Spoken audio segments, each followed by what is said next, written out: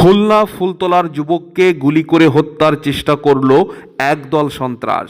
খুলনা ফুলতলা জামিরা ইউনিয়নের জামিরা গ্রামের মোহাম্মদ সুলাইমান মোল্লা ওরফে জুয়েল পিতা শাহজাহান মোল্লাকে আনুমানিক রাত ৮টা ৩০ ওত পেতে থাকা একদল সন্ত্রাস গুলি করে পালিয়ে যেতে সক্ষম হয়। চেনা গেছে কাকে? কাকে চেনা গেছে? উজ্জ্বল ওর সাথে আরো লোক ছিল।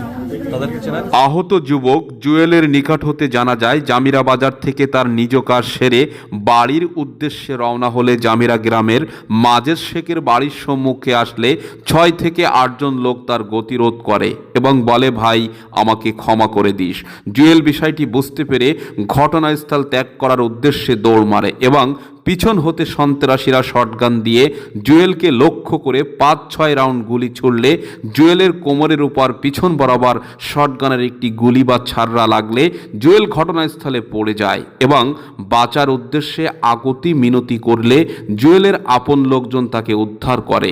প্রথমে ফুলতলা উপজেলা স্বাস্থ্য কমপ্লেক্সে, পরবর্তীতে জুয়েল মোল্লার অবস্থার অবনতি দেখে ডিউটিরত চিকিৎসক খুলনা খুমেক মেডিকেল কলেজ হাসপাতালে প্রেরণ করেন। মানে ইচ্ছাকৃত এই গুলিটা করা হয়েছে। বাজার করে যাচ্ছে সেইভাবে রানিং গুলি করলো। কেন বা কি কারণে? পিছন থেকে? হ্যাঁ, পিছন থেকে গুলি করছে। সংখ্যায় কতজন ছিল? ওরা ছিল, সামনে আসছিল ৪ জন, গাড়িতে ২ জন দাঁড়ানো ছিল। মোটরসাইকেল? কোনো কারণ ছাড়াই? বিনা কারণ। কিছু বলছে যখন গুলি করছিল? বলতেছে, ভাইয়া আমার ক্ষমা করে দিও। তাই করার পরে ঠাস করে মনে করো যে অস্ত্র যখন কক করছে, ওরা পিস্তল যখন তাক করছে, টানাটানি করতেছে, এর মধ্যে আমি দৌড়ে দিছি। দৌড়ে যখন আমি আপনার ৪ তলার সামনে আসি, ৪ তলার সামনে আসার সাথে আমার মাথায় ওই গুলি লাগে, তাবলায় পিছন দিয়ে এসে মাথায় গুলি করছে। বলছে ক্ষমা করে দিও? প্রথমত বলছে এই কথা। ওই যে ক্ষমা করে দিও যে বলছে, তাকে কি চেনা গেছে? সে হচ্ছে উজ্জ্বল। এ বিষয় নিয়ে সংবাদকর্মীরা খুলনা মেডিকেলের সার্জারি বিভাগে যান এবং জুয়েল মোল্লার নিকট ঘটনার বিষয়বস্তু জানতে চাইলে জুয়েল মোল্লার বয়ানে জানা যায়, কোনো কারণ ছাড়াই একদল সন্ত্রাস আমাকে হত্যার উদ্দেশ্যে গুলি করে পালিয়ে যায়। আমি তাদের মধ্যে উজ্জ্বল নামে এক যুবককে চিনতে পেরেছি। তারা দলে আনুমানিক ৬ থেকে ৮ জন ছিল। বাকিদেরকে চিনেছি, কিন্তু এখন কিছু বলতে চাই না।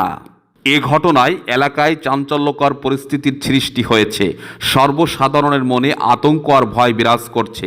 এই পরিস্থিতির মধ্য দিয়ে অস্ত্রধারী সন্ত্রাসীদেরকে গ্রেপ্তার করে আইনের আওতায় না আনতে পারলে শৃঙ্খলার অবনতি ঘটবে, সৃষ্টি হবে অপরাধ। দেশের চলমান পরিস্থিতির মধ্য দিয়ে অপরাধীরা দিনে দিনে বেপরোয়া হয়ে উঠেছে, যার প্রেক্ষাপটে দেশের বিভিন্ন স্থানে হত্যা, চুরি, ডাকাতি বেড়েই চলেছে। এ বিষয় নিয়ে ফুলতলা থানার ওসি তদন্ত মনিরুজ্জামান খানের সঙ্গে আলাপ করলে তিনি বলেন, এ ঘটনায় আমরা উক্ত এলাকার ঘটনাস্থল পরিদর্শন করেছি। আশা করি অপরাধীদেরকে অতি শীঘ্রই আইনের আওতায় আনা সম্ভব হবে।